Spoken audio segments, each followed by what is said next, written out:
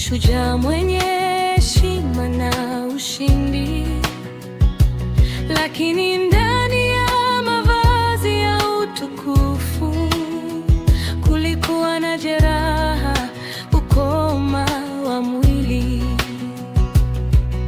Alikuwa na fedha na mavazi na barua kutoka kwa mfalme, lakini nguvu za dunia hazikuweza kuponya ugonjwa.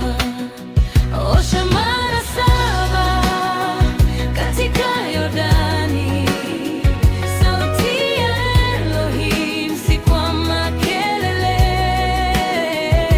Unyenyekevu ndio ufunguo wa uponyaji. Amri ndogo hubeba nguvu kuu. Osha mara 7, acha kiburi, na utakaporudi utakuwa mpya.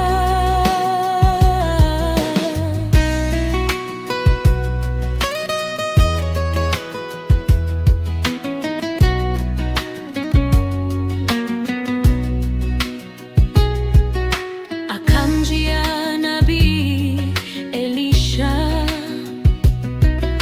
lakini hakutoka nje kumpokea. Akatuma ujumbe rahisi: nenda uoge katika Yordani. Naamani akakasirika, mito ya kwetu si bora zaidi?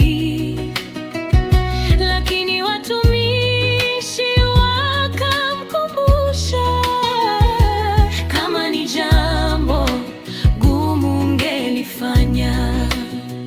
Osha mara 7 katika Yordani, sauti ya Elohim, si kwa makelele. Unyenyekevu ndio ufunguo wa uponyaji. Amri ndogo hubeba nguvu kuu. Osha mara 7, acha kiburi, na utakaporudi utakuwa mpya.